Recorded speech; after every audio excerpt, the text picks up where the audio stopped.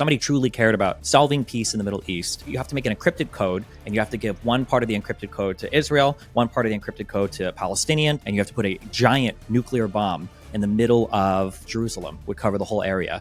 And then you have to set a timer on it for 1 week. And you have to say, you guys have to come together and make a peace agreement, or this bomb is going to go off and all of you are going to get blown up because you all deserve each other. So that both sides actually feel like they have an incentive to figure out their solution.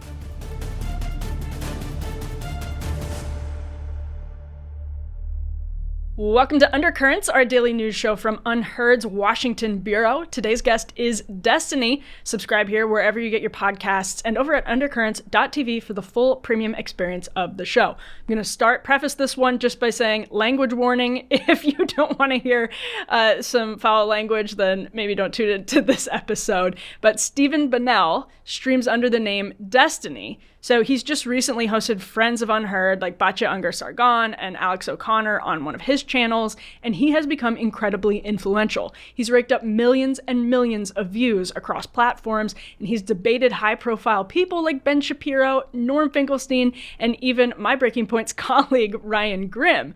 So back in May, Destiny joined us on the Breaking Point set to debate Israel. And it was a really interesting experience. So after the October 16th killing of Hamas head Yahya Sinwar and the 1-year mark of the war, I actually wanted to bring Destiny here to Undercurrents for a more in-depth conversation now that we know a bit more about the success or lack thereof, depending on your perspective, of Israel's operation in Gaza.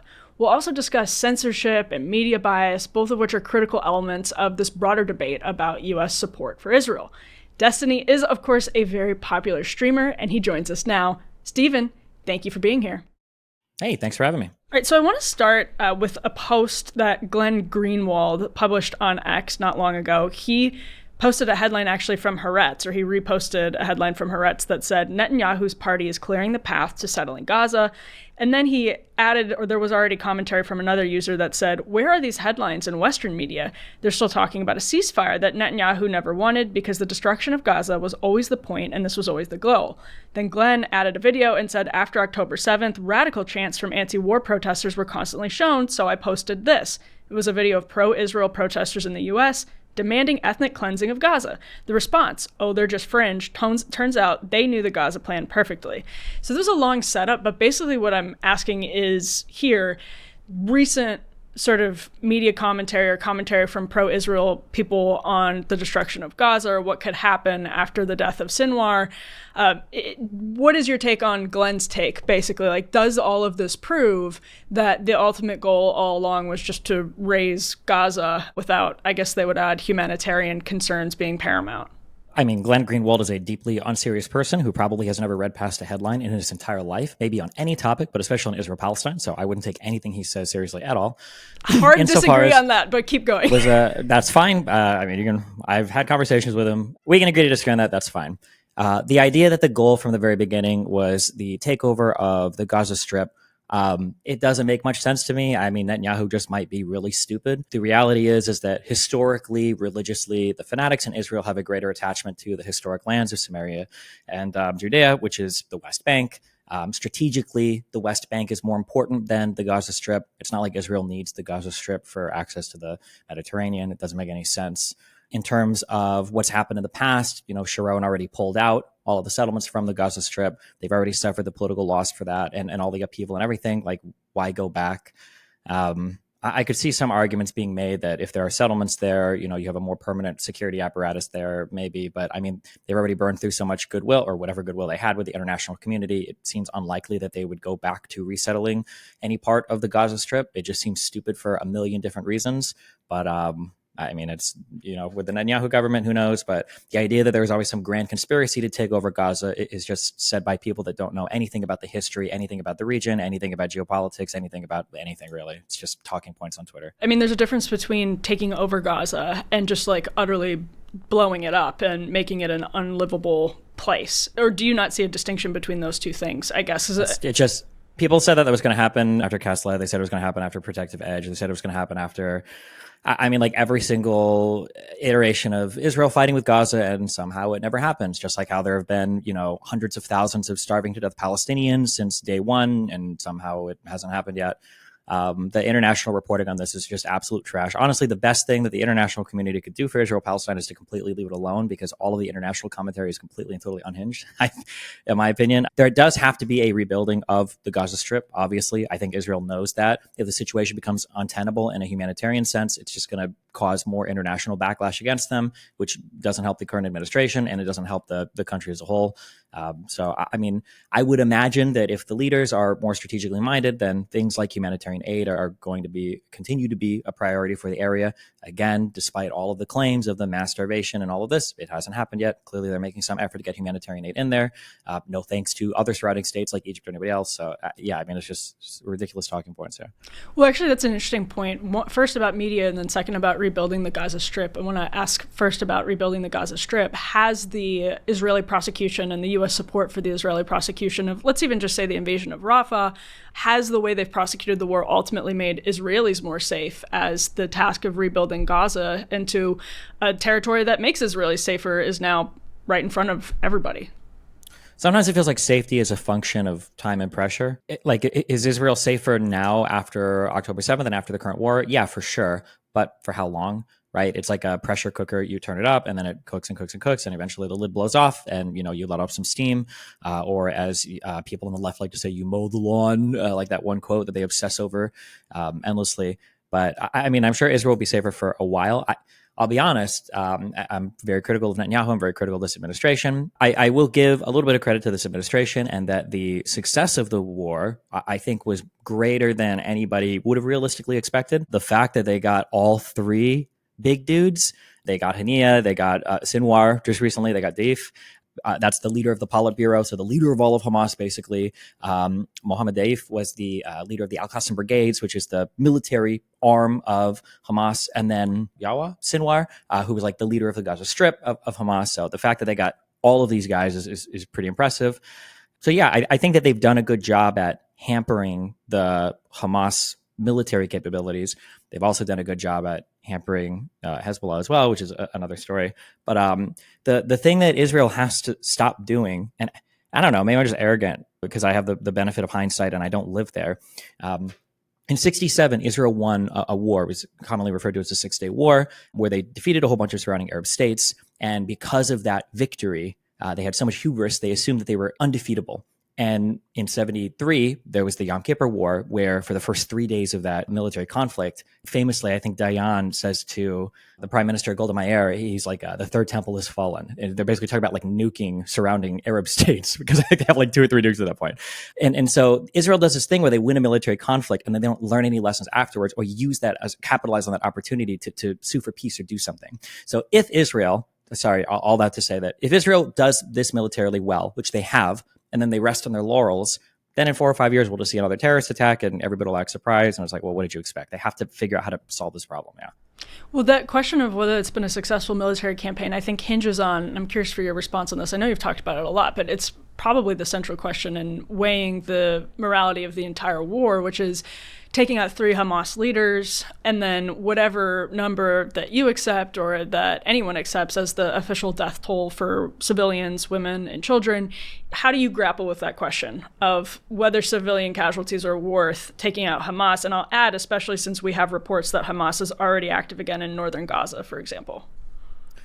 Foolishly, as a younger man, when I was in my early 35 years of age, I debated this question quite a bit. Now that I'm more mature and I'm approaching 36, I realize that this is a red herring, complete and total waste of time question. Anytime somebody debates whether Israel should or shouldn't, has gone too far or whatever, these are always bullshit red herring arguments.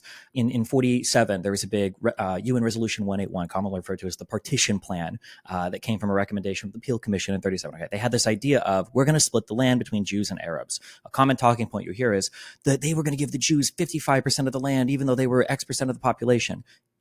So you get into this like trap of like, oh God, well, what would the fair percentage have been? Should they have given them 40? The answer is 0. They would have accepted 0. So debating the percentage is a waste of fucking time. It's a red herring, right? You can ask, oh, well, what percentage do you think they would have accepted then? And they'll say, yeah, probably zero. They were colonizers. Okay, then don't bring up the percentage. Same thing when it comes to civilian casualties, right? We saw with the Hezbollah attack, right? How many civilian? I think there was. I don't want to misquote this. I don't want to be insensitive to civilian death, but I think there was one girl that was killed that was a civilian, confirmed 100%. Am I correct on that, or were there more confirmed after? Well, I'll have to look it up, but it wasn't. You're right. Like it wasn't a massive. It wasn't. It like was probably one of the the most precise attacks you could ever do. It was still too much. That was too much. So nothing is going to be enough. They said, we don't want you to bomb them. We want you to use special forces to go in and rescue hostages. They did that. That operation ended up killing some 150, 250 Palestinians. That wasn't acceptable, right? We want you to use precision guided bombs.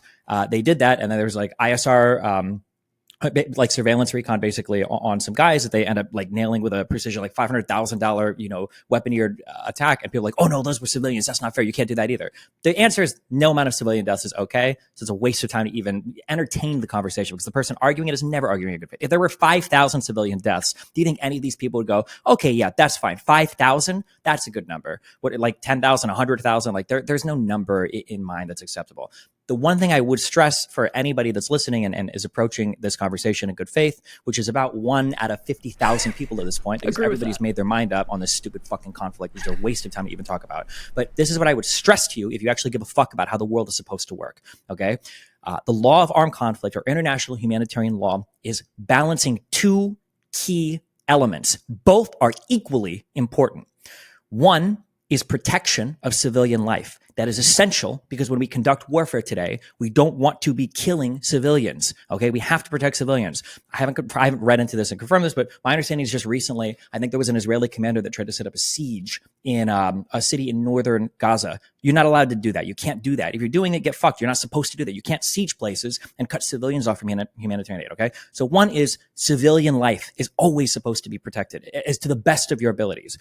The second, equally important part, it's not second, it's not number two, like it's not as important. The equally important part is you must protect a country's ability to engage in warfare and protect itself. You have to.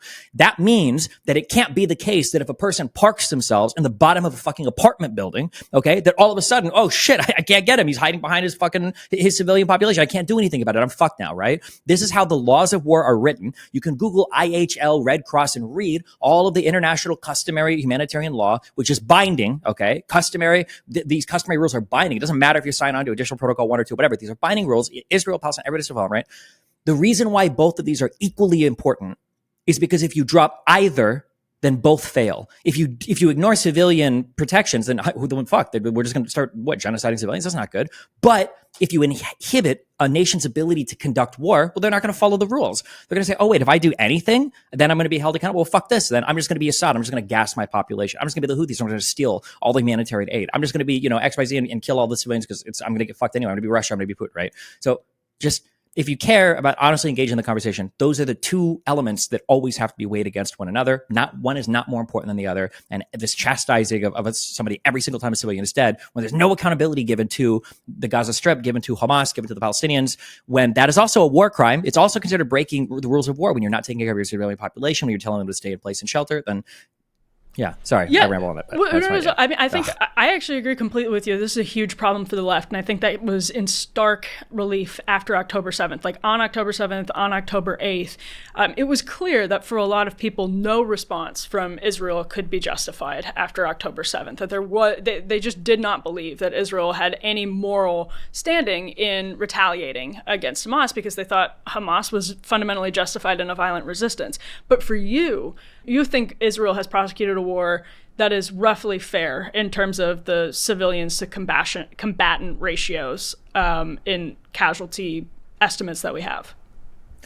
So, again, I'm not accusing you of doing this. Usually there's a red herring. Usually there's a red herring conversation because there's no. So, the way that you would analyze what's going on is, what you would try to see is is the attacking army, are they doing what they can to minimize civilian casualties? What steps are they taking to minimize civilian casualties? So the reality is for all the ass pain on the other side, Israel does more to minimize civilian casualties than any other military probably on the planet. Now, that's partially because they're conducting war in one of the most densely inhabited civilian areas on the planet and against the people that they're kind of occupying, right? At the very least. There's extra challenges here. They do take extra precautions, but they've also put themselves in an extra precarious position. I think that Israel does try its best, but I think that one of the things that hampers this, unfortunately, again, is the international community, which should just fuck completely off from this conflict, okay? Because it destroys our ability to understand what should be happening and what is happening. For instance, I doubt you follow my Twitter. If you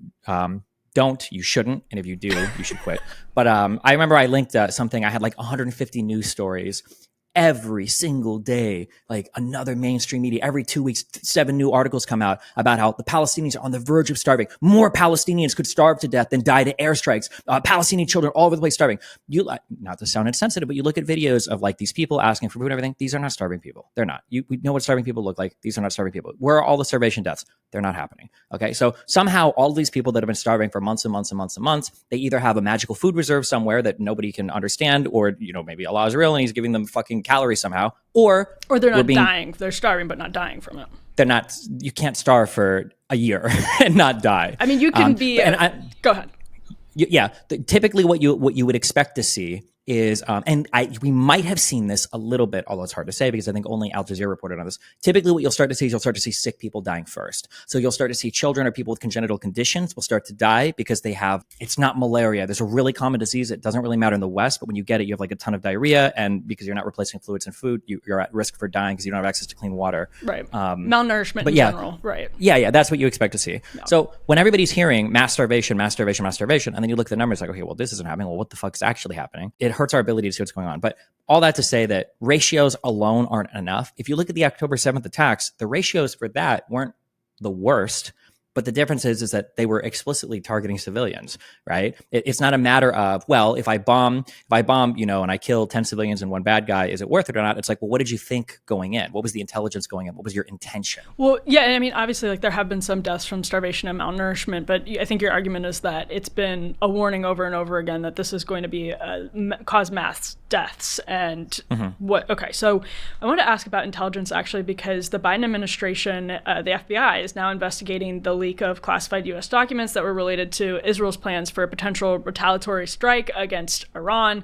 Now, I think this is really interesting because it gets to a question that defies everyone's ability to have a clear answer, I think, is the Biden administration too pro-Israel or too anti-Israel? Because the left insists, of course, the Biden administration ultimately seeks to undermine Israel at every turn, that, it's leaking because there are Iran plants.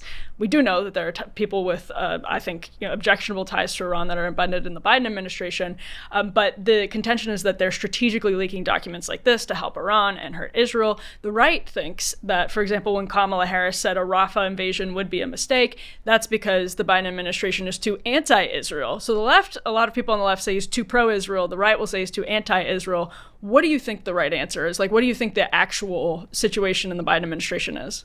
My guess is right now in the world, Israel, in the United States, Israel is insanely popular if you're an older person, okay? Because your perspective of Israel is the sole democracy in the Middle East, rising up against a sea of enemies that are, attacking it from every side and somehow winning, and we have to support them, and, they're awesome. And if you're younger, to you, Israel is just like, they're the people that kill all the Palestinians all the time, right? I think that's like all they do, right? So older people Israel is just so popular with older people in the United States that you kind of have to play into the favorability of Israel for those people.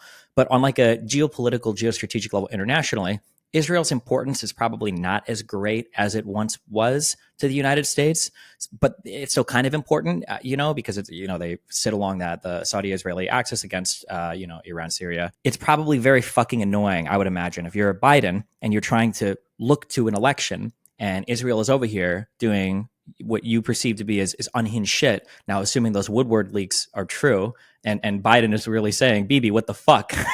Okay, when shit is going on. And then every new attack, every fuck up from the Israeli military, the attacking of those WCK vehicles, it's like, Jesus Christ, like you are burying the U.S. administration right now with your inadequacies. I would imagine from the Biden perspective, they're probably very fucking frustrated. They probably just want the conflict to come to an end almost in any way conceivable, because unlike Ukraine, Israel is not truly threatened as much as every, settlement, West Bank living, super far right, ultra Zionist will tell you. Israel's not truly threatened, at least not by fucking Hamas, definitely not by Hezbollah anymore.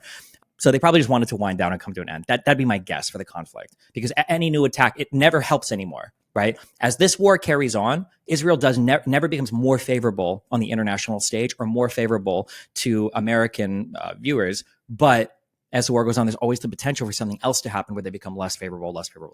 That'd be my guess. So Biden probably just wants them to fuck off.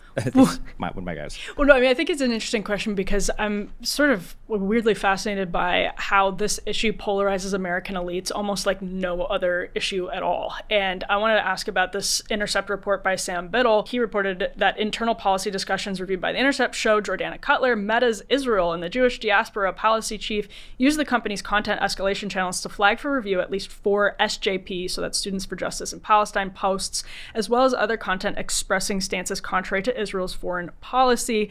Now, it says it's not clear whether Cutler's flagging of that content led to it ultimately being censored, but The Intercept said it spoke to people inside Meta that, quote, expressed alarm over a senior employee tasked with representing the interests of any government advocating for restricting user content that runs contrary to those interests. So as we now have about a year in the rearview mirror of this conflict, do you think that the censorship has gone more in the anti-Israel direction or the pro-Israel direction? And I know you've actually experienced censorship yourself, so I'm curious what you think about that. Yeah, I'm a huge fan of censorship. There needs to be more of it because I fucking hate alternative media, and I'm praying for the day that it all gets nuked off the internet, me included. I will gladly sacrifice. I'll wear the suicide vest for the end of alternative media, The Intercept included. Jesus. Fuck. I haven't. So I've seen. I'm being honest. Unlike Glenn, when he reads headlines, he'll pretend to read the whole story. I've only seen headlines of this, and then a little bit of minor criticisms of the article. And the minor criticisms I read is that this person was tasked with moderating content, and over the course of like a year or something, they only flagged 4 posts, and people were saying, "Well, hold on, like." Is it really that unlikely that 4 posts might have gone, contrary to what the moderation standards would be, especially given that pro-Palestinian people in the United States are usually completely and totally fucking unhinged? That's not that surprising to me. I have to see the posts themselves to know if I think they should have come down or not. But I will say that, like, internationally, the propaganda is just massively in favor of the Palestinians. To Arafat's credit, to the Soviet Union's credit, they taught them the language of the Western world a long time ago. They modeled themselves after the AFN in South Africa. They modeled themselves after the struggle in Algeria. They modeled themselves really well off of these other conflicts. There's a reason why the term apartheid is used. There's a reason why South Africa is the country that filed charges in the ICJ to accuse Israel of not protecting the Palestinians' rights to not undergo genocide. The Palestinians just speak the language of the West fluently. And Israelis, Jews, I don't know if it's the hubris, the arrogance, or whatever. I think that we've mistaken for a long time the Jewish ability to do propaganda with really just their situation. Their situation was a really inspiring one. It was one country, sea of enemies. They just got Holocausted. They won a ton of crazy wars. It was like really cool, but it wasn't because of their ability to do propaganda. And if we've learned anything, if you're an honest actor over the past 20 years, Jewish people fucking suck at propaganda. It's actually fucking embarrassing.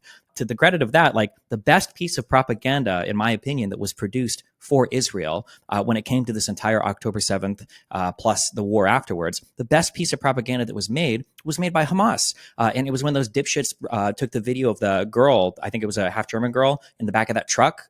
And then they released that video to the world. That was probably one of the most invigorating pieces of propaganda that was made to galvanize support for Israel in that war, and they didn't even make it, right? When Israeli people are dead, the Zaka volunteers will fucking scurry around and run and try to bury people as quickly as possible out of respect for their dead. And when Palestinians are dead, they'll shake headless babies in front of cameras and then repost and reblog and retweet the video like 50 million times. So I would say that when you look at things like the Al-Ali hospital thing, which a lot of people still think was Israel's fault, which it obviously wasn't, when you look at all these different propaganda events, I would say that the Palestinians definitely speak the language of the West better, and that the media environment is far more favorable to people who are pro-Palestinian than anti-Palestinian. But, maybe that's just my perspective. See, this is really interesting because I wanted to ask you about an exchange you had with my friend Batya Unger Sargon. I think it was like just yesterday, something like that, where you guys got into it about media bias. And I thought it was a really interesting conversation. At one point you said, that the right has a giant like disinformation machine or misinformation machine, something like that. You referenced the Dominion lawsuit against Fox News, and you guys were talking, Batya was talking about Russia. I just wanted to ask how you square that position with like the mainstream media is better than conservatives when it comes to disinformation or, not disseminating disinformation, with your position on Israel, especially given what you just said, that the media is more favorable. You're arguing that the media tends to be more favorable to the Palestinian cause. So how does that sort of comport with your argument to Batya, given your own position? Facts don't mean anything. They don't tell like an accurate story. You can pick a selection of facts and you can tell a story that is just simply not true, or you can have an incorrect set of facts and you can tell a story that's true. It just like stories, for instance, you can read fictional stories that can tell you something real about yourself, and you can have a collection of real data points that are entirely misleading. I remember an argument a long time ago I had. I think it took me. It was like 3 hours to tell. It was Sargon of Akkad a long time ago to try to make him understand that he had a chart, and it was like single men make 30,000 a year, married men make 50,000 a year. If single men would just get married, they would be in such a better spot. And it was so hard to explain to him that that's not what that chart says. This chart says that men that make 30,000 a year are single, and men that make 50,000 a year are married. It doesn't say if you become married, you'll gain income. It could be the case that having the income is a prerequisite for getting married, which is the case. People in better economic positions are the ones that tend to move out, get houses, start families, get married, right? It's very hard to make people understand that. So when it comes to bias towards Israel, it's generally not the case that the media is just lying. Usually it's the case that there's just selections of facts that are picked out that tend to just show the Palestinians in a good light and the Israelis in a poor light. I'd have to get into it because I'm going to sound biased, but like I do read these underlying UN reports, like all 100, 200, 300 pages of them. There's a reason why when I debated Finkelstein, he wasn't ready to talk about that ICJ case. He hadn't read it. He hadn't read any of the underlying paperwork that was filed for it. He hasn't read anything. Okay, I'm not even convinced this motherfucker can read, to be honest. But mainstream media can have its bias. That's fair, and it absolutely does. I'm not going to sit here and say it doesn't. And anybody who says that they have no bias, except for me, is lying, okay? But alternative media will just fucking lie. And they'll lie they lie like they breathe. And then the next day, they'll continue lying, and they have no accountability. And then they'll have the audacity, after a year of lying, to say, well, isn't it crazy that I was right about like 20% of the things that I said? No, motherfucker, it's not crazy. If I flip a coin 10 times and I guess heads every single time, you're not going to get any credit for being right half the time. But alternative media wants that credit, and it's wild to me. Well, so do you think Fox News has been more accurate on Israel than, say, MSNBC? Didn't Fox News report the Al Ali hospital stuff as well? I don't watch too much mainstream coverage. I haven't in a while of the war. Although, to be fair, I think a lot of the coverage has kind of like died down a bit. I think that most of the coverage comes from like stuff related to the UN or the ICC or the ICJ, and then it kind of gets picked up and reported on by other people. A lot of it has to do with like knowing the intricacies of like international law. It can get like kind of confusing and annoying. There's a really good example of this of the Genocide Prevention Convention. That convention basically says that you have a right to not be genocided. And when the ICJ had this case that was brought to it by South Africa, the ICJ doesn't choose cases. There just is a judge. Judge doesn't choose a case, right?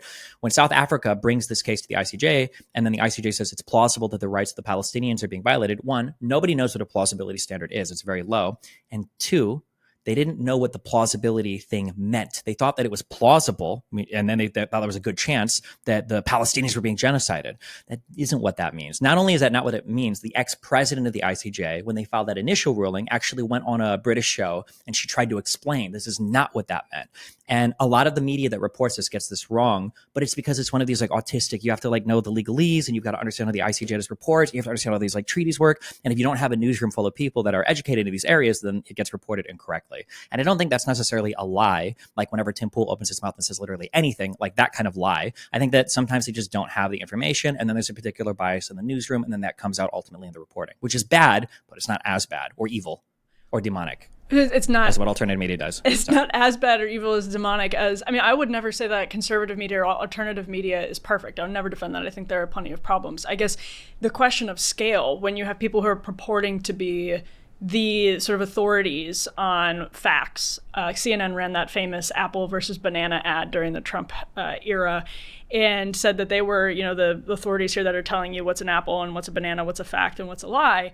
when you have that from multi-billion-dollar entities, Comcast, Time Warner, these major news outlets, and to Bacio's point, they go on a years-long narrative that's disinformation to its core about Donald Trump and Russia, or they get major stories like Jussie Smollett or Covington Catholic completely incorrect.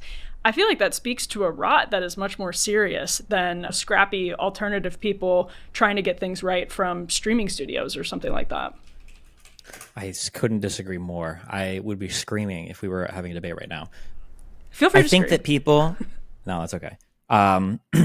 You have to scream first, otherwise I come off as unhinged instead of righteously angry, okay? Well, and misogynistic, of course. Yeah. I am misogynistic, so I'm okay with that. Yes. I wouldn't have an issue if I thought that alternative media was trying to get it right. I think there's a lot of alternative media that is invested in selling lies, and they know that, and that's their audience, and that's all they do. I do think that when I look at how a lot of these newsrooms are constructed, sometimes it feels to me more like there is a heavy political bias in here, and I don't think they're just trying to like outwardly lie generally, or almost always. I think there's just a heavy bias that they're not accounting for that is leading to stupid things happening. I mean, this is a mainstream idea, but like for Fox News, there is no comparison on CNN to the Dominion lawsuit. There's nothing in left-leaning media that's a comparison to that. Not even close. You don't think the Russia collusion hoax? I know you talked about this with Bache, but that seems stunning to me that you fundamentally don't think a multi-year narrative that they covered breathlessly every single day compares to the Dominion hoax. So here are a couple things I will say. Okay, here's a question. Are you aware, you know who Roger Stone is, right? Of course. You know that Roger Stone was like directly like advising Trump with a campaign and everything, right? Okay. You know that Roger Stone was in communication with the Guccifer 2.0 hacker who was leaking the DNC stuff, right? It was through Twitter DMs, right? Something like that. Mm-hmm. Yeah, okay. You're also aware that Roger Stone didn't testify to anything, was held in contempt, convicted on like 7 counts, and then was pardoned by Donald Trump, right? Absolutely, yes. Okay, and that Donald Trump tried to stymie the Mueller investigation at every single turn, yes? Yeah, I mean, yes. There were a lot of things Donald Trump did that I wouldn't so Stone, who was part of Trump's camp, was communicating with the Russian hacker that so there was collusion between Trump's camp. Story. Yeah. Here's the thing that I wish I could stress for the 1 out of 20 trillion people that are even open to listening to this point is I think that sometimes people can get things wrong, but they genuinely believe that it's true. And I think that if you search deep within your soul, okay, it can be on a Sunday morning on your knees in church praying, and you search deep within your soul. Did the people at CNN and MSNBC legitimately think that there was probably colluding going on between Trump's camp and Russia? I think the answer is probably yes. I mean, they repeatedly said it wasn't just Trump's camp, though. They were spreading that the dossier was a serious thing, that Donald Trump wasn't just Roger Stone DMing with Guccifer. It was actually Donald Trump was a long-term asset of the Kremlin and was being directly manipulated by Putin. I mean, that was the gist. I mean, even for that dossier, my understanding is, I have to go back as well, my understanding is that dossier crossed the news desk of every mainstream media company, and it was BuzzFeed Media that decided to finally publish it. That's exactly so that means that all those other companies beforehand then saw it and said, we're not going to touch this. It's too iffy, right? You saw Project Veritas try to test, I think it was Washington Post with a fake Kavanaugh rape victim. And when they tried to background check our story, they were like, this isn't passing the smell test for us. We're not going to publish it. Well, right? It's interesting because they wouldn't publish the raw dossier, but they would continue to report on it credulously as this was a serious source. But they wouldn't until BuzzFeed did it. Nobody saw how ridiculous it was fully because the media was reporting on it as a serious thing. But they wouldn't publish the actually unredacted, like full raw dossier that Christopher Steele prepared. I think that there are definitely mistakes that people make. I think there are definitely biases that exist in newsrooms. But like when I look at these people, like, do I think that all of these people were engaged in like a lie? They knew that they were selling a lie to their audience. They'd fact check it. They saw it was a lie and they continue to sell it. Maybe I'm not going to sit here and say there's 0% chance, but I haven't seen any evidence of that. When I look at a lot of these people, I know these newsrooms are very left-leaning. I've talked to a decent chunk of these people that work at these rooms, like they're very left-leaning. I tend to believe that they probably did think, and you have to be honest, Donald Trump doesn't do himself any favors when he's on TV saying, you will be rewarded greatly if you release the emails, the 10,000 emails of Russia, and Putin's a great guy, and he's my good friend, and all this. It's like, okay, well, yeah, I mean, like, could a reasonable person look at this and go like, oh, that's kind of weird? Yeah, sure. And then again, compared to the Dominion stuff where every single person in emails is like, this is a lie. This is bullshit. What are we going to do? This is all a lie. This is a fucking lie. We're losing viewers to Newsmax and OAN. This is a lie. What are we going to do? And it's like, it's just not comparable. Yeah, I see what you're saying, that fundamentally people at Fox News, from your perspective, they knew it was a lie. Whereas I think it's absolutely true that the people at MSNBC and CNN did not know that they were lying. And I actually think that makes it worse. But I'll move on to kind of my last, because I don't think we're going to find agreement on this, but I'll move on to my last kind of question for you, which is, earlier you said the whole Israel-Palestine conflict, like it's the international community should butt out, and we should all just stop talking about it, like it's a miserable thing to talk about. I also agree it's a miserable thing to talk about. But on that note, I'm just genuinely curious personally why you took an interest in this issue. Like, I feel like you learned a ton and immersed yourself in the history of the region and have come out on the other side, debating people like Norm Finkelstein, having like serious conversations with people who weigh in on this. And I just honestly... To be clear real quick, those were two separate things. Debating Norm Finkelstein and having serious conversations are not the same thing, but go ahead. But I'm genuinely curious as to why, and why also, if you think alternative media is a sewer that should be nuked along with yourself, why you persist. What is it that keeps you doing all of it if you hate it? So to be clear, I don't think it's necessarily bad to talk about Israel-Palestine. I just think the international conversations are so bad that it hurts the cause. Because I think that the big issue with Israel-Palestine is both sides are convinced that if they continue to fight, there's a reward in doing so. For the Palestinians, they haven't suffered a political defeat since 1948. They can always go back to those borders. Every single time Palestinian peace is brought up, we always hear international law, occupied territories, 67 borders, go back to the borders, back to the borders, back. So it's like, okay, well, no matter what they do, no matter what they try, they can always go back to that. So they have no political loss. And then you've also on the other end, you've got like people saying, Israel, that's a genocidal apartheid state that engages in ethnic cleansing and, war crimes. It's like, oh, okay, well, I'm not going to fucking make deals with those people because at some point the international community has to take them out, right? They can't possibly be allowed to operate continuing this. And then on the Israeli side, they're like, okay, well, nobody's going to take us seriously or encourage the Palestinians to do anything. Well, we're just going to keep settling more territory in the West Bank. We're going to keep shoring up our demographic strength there. We're going to continue to try to annex territory over there.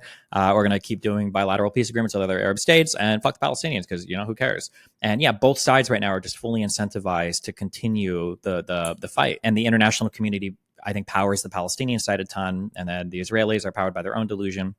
If somebody truly cared about solving peace in the Middle East, then I think that like what you do is you have to make an encrypted code, and you have to give one part of the encrypted code to Israel, one part of the encrypted code to Palestinian, to like a delegation or leadership, and you have to put a giant nuclear bomb in the middle of, I guess, Jerusalem would cover the whole area. And then you have to set a timer on it for 1 week, and you have to say, you guys have to come together and make a peace agreement or this bomb is going to go off and all of you are going to get blown up because you all deserve each other. So that both sides actually feel like they have an incentive to figure out their solution. Because right now, if you're a Palestinian and you agree to any peace deal with Israel, you're a fucking idiot. And they know that. There's a reason why they don't. There's a reason that why when Abbas says, oh, Olmert didn't give me maps, but I would have agreed, it was 2 years after. There's a reason why Arafat always delayed his agreement to every Israeli proposal. It's because they knew that if you accept a proposal, I think Hafez, or it might have been Bashar al-Assad, I think it was Hafez that said, if I agree to anything with Israel, there's going to be like a gun in my back the next day, I'm going to be killed.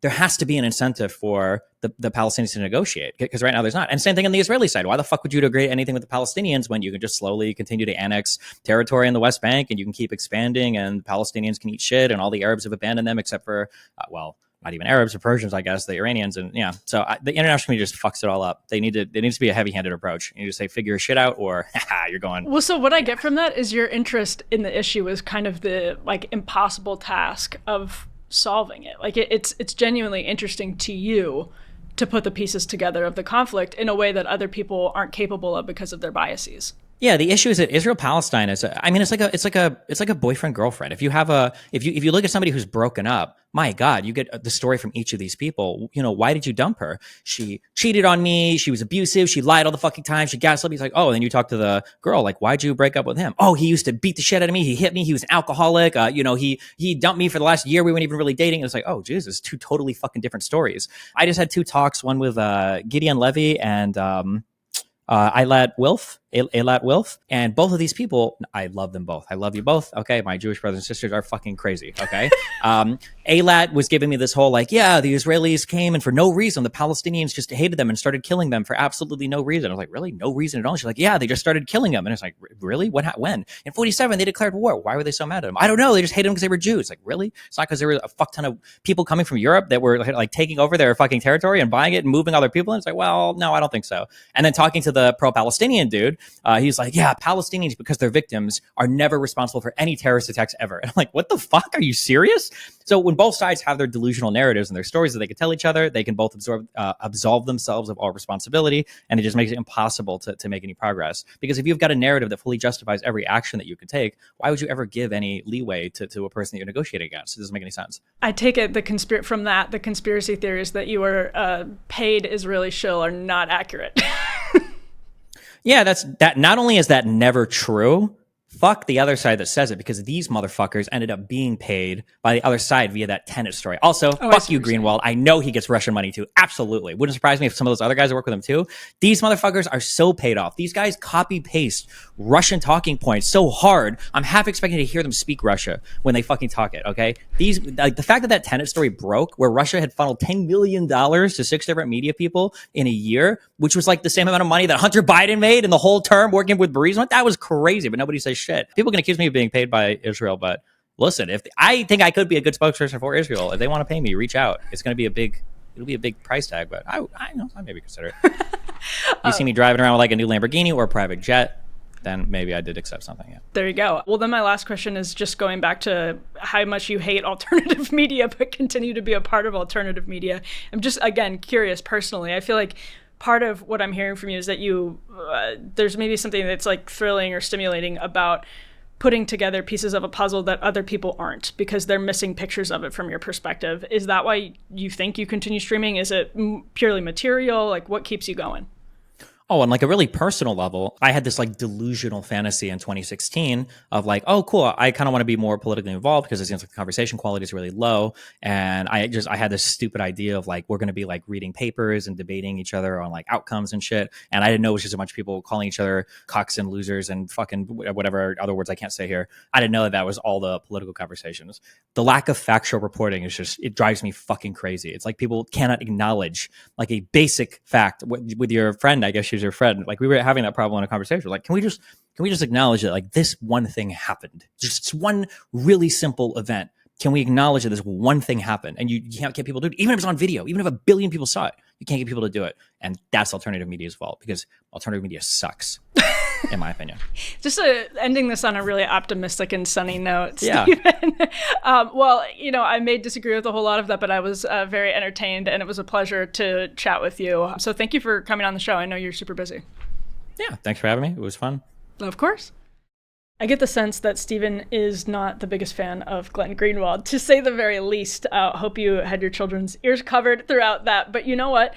A lot of people dismiss Stephen and his streaming as just what he was saying, basically, like unreliable alternative media. But there are millions of people that pay very close attention to him. He's influential. And I thought, rather than screaming at him, it would be interesting to just have a conversation and try to calmly sort of suss out some of these positions. So I don't agree with a lot of it, but I think it's worth hearing him out, because a lot of people around the country are, and maybe giving some contrast where it exists. So I just really appreciate Stephen coming on the show and being willing to talk some of this out. Now, make sure you subscribe here to the Undercurrents channel. We do videos like this one every single day, Monday through Friday. Premium content goes up at undercurrents.tv. So those are episodes for subscribers only, content for subscribers only, also content from the Unheard website that is for subscribers only. So that's undercurrents.tv. Super helpful, really supports the show. And also you can support the show by leaving a review, giving us some positive feedback over at wherever you download your podcasts. If you are listening to this on the podcast version, we hear you. We love that you're listening to it on the podcast version. I'm a big podcast listener myself, so thank you for doing that. You do get a full audio edition of this on your favorite podcast platforms if that's your preferred place to listen. We will be back with more Undercurrents tomorrow.